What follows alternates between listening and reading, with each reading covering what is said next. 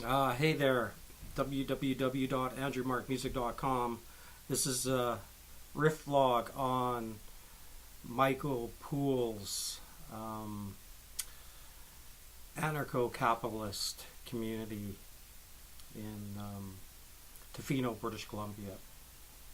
I've got notes here, so I'll be looking over. I want to be fair.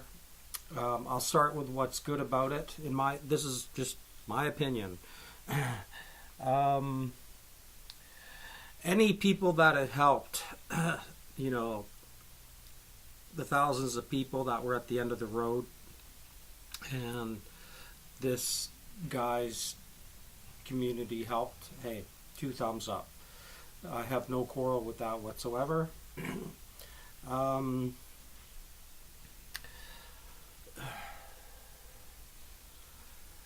the entheogen aspects of it, two thumbs up.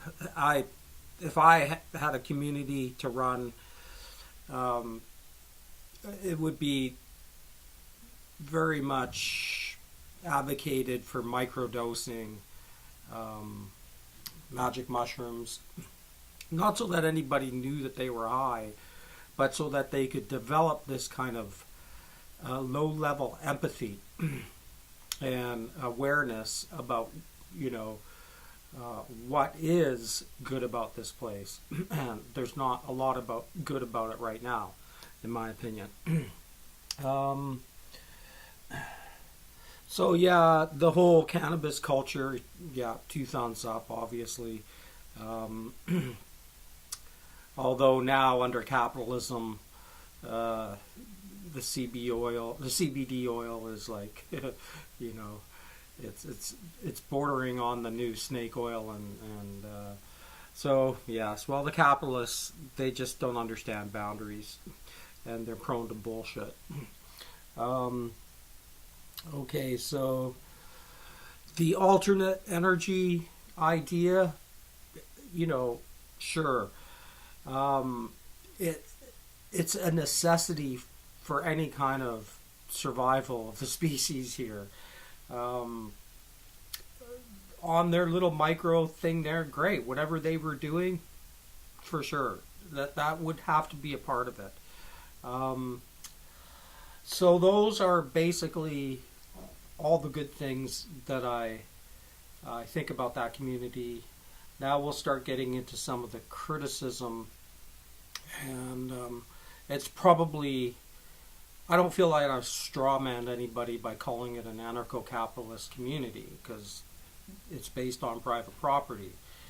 And that's my first criticism um, of this community and Michael Poole, right? You know, if he's coming out and saying, look, I own this property, this is my place, nobody has a share in it, I own it all, and everybody that's been here is my guest, and that's how it's framed, then I have no problem with it, because that's honest.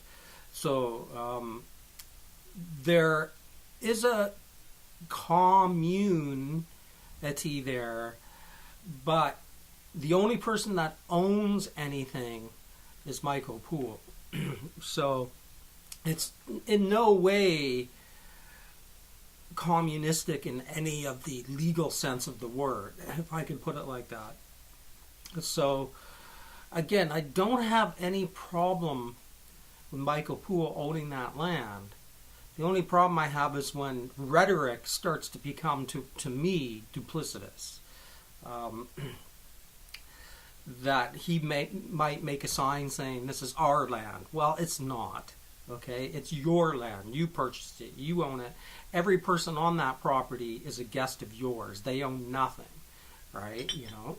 So if we could please be honest about that, that would... Okay, so yeah, that would, you know, alleviate some of the criticism that's coming from my end. Okay, so this tiny micro anarcho-capitalist community on the west coast of Vancouver, British Columbia, Tofino, that's it. You know, Now this goes back to the 1960s and what the 1960s were, and Michael Poole is, in the whole of Canada, one guy out of a whole movement, a worldwide movement, especially in Vancouver, on the west coast of North America. It was huge. So we have one guy left over from this huge civilization, what I call a psyop, a psychological operation on civilization. To obviously, to me, what it was about is destroying the morals of the previous Christian culture. Now, I'm on record saying that I don't believe the official stories of Christendom. I'm a Gnostic, so this isn't about that. But what's a fact is that there was a certain moral civilization here that was based on Christian values. And the 1960s decimated that. And there are certain people who benefited from it. And the central bankers are the ones who benefited from it. They got to install a worldwide system of usury. So I'm not going to get into that too much, but you have the end result of it being, it's like a disappearing act, It disappeared off the planet, except for Michael Poole. He's the one guy in Canada who, congratulations, Michael, who has continued to embrace the 1960s ethos of what was being, spewed by the hippies there. But like I said, even Michael has done it through a capitalist lens. So I'm not going to argue that point anymore. I would say, from a mindset of what that was supposed to be on the surface level, that it was a dismal failure on every level in this country. Like I say, the 1960s has one godfather in Canada, Michael Poole. And okay, so now on the farming aspect of it, and there's probably nothing harder for humanity than to be in a community to grow their own food. Extraordinarily hard work. It's vicarious because of weather and all the conditions you have to. It's physically demanding. So, first of all, I would be surprised if over the length of that time that there's a highly developed community garden there. I'd love to be wrong on that, but my guess is it's not much going on there because of the amount of work involved in coordination in that. So I doubt there's much there really in that regard. Nothing prolific that would need to be there. And this takes me to my point on this particular topic, which is what civilization needs is large-scale permaculture within an idea like this. So for that to happen from grade 1, you would need 12 years of a new education system that taught everybody how to take their environment and make it into a food-producing ethic or environment. So I have an idea called 4 Pillars of a New Earth Commons, and this would be a part of it. It would be this take the basic idea, the micro idea that isn't really helping anybody on a systemic level.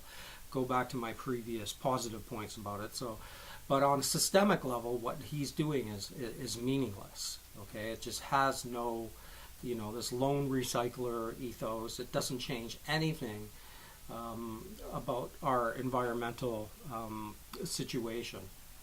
So this, you have this hippie individual doing this thing half-heartedly, but the idea is good, and it needs to be taken and put into a new education model. Now, I've said in the past that universities should be modeled on this. That every university should be this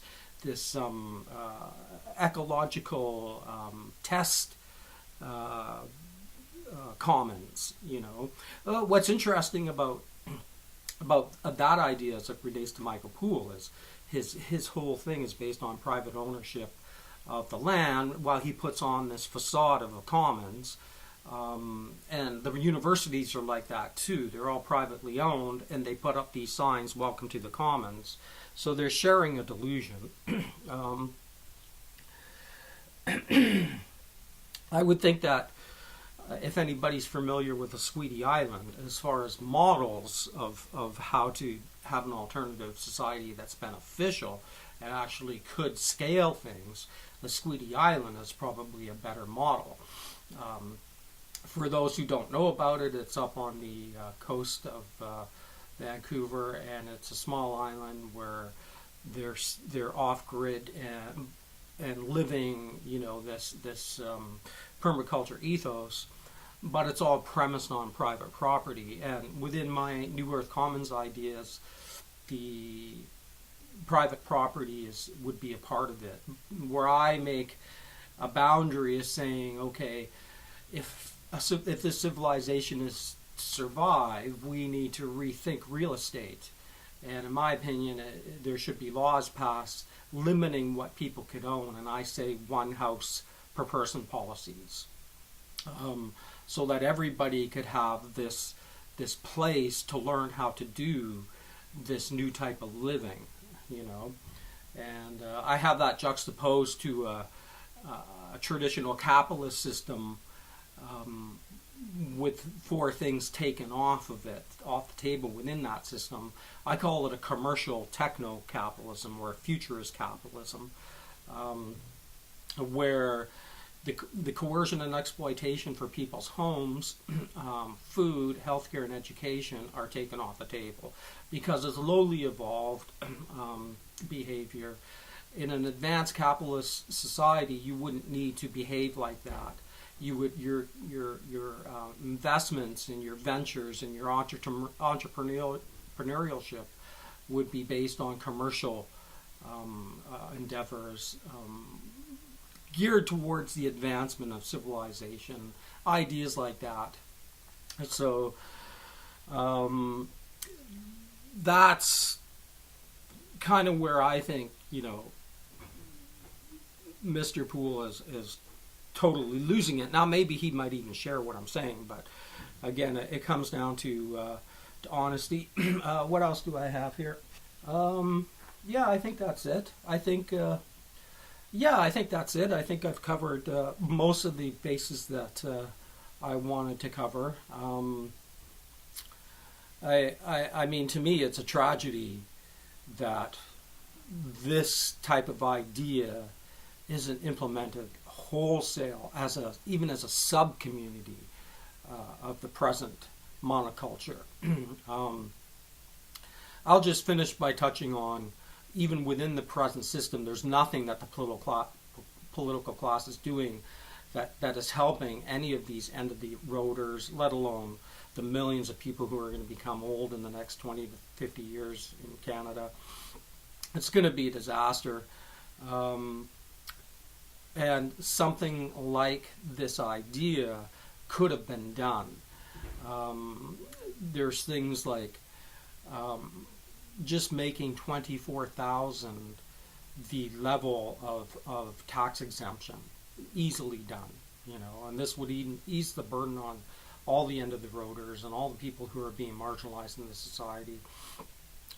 Teach, users boundaries about who they can lend money to and how much and take away the conditions that allow the predatory users to exist and exploit in the manner that they're doing. There's 2 things that could easily be done even within the present system that aren't being done, and there's a reason that they're not being done. You know, there's a reason that we're in the situation that we are today, okay? And this goes back to the PSYOP and who it was done for and why. You know, why is there no one left in Canada, North America, the world, who has that ethos, or they're so minuscule, right? You know, is because that whole thing was engineered as social engineering to create the conditions for this worldwide monoculture. Well, it's global fascism, what it is. Anyway, that's www.andrewmartinmusic.com. That's a riff vlog on Michael Poole's Anarcho-Capitalist commune there. Peace out, peace the fuck out.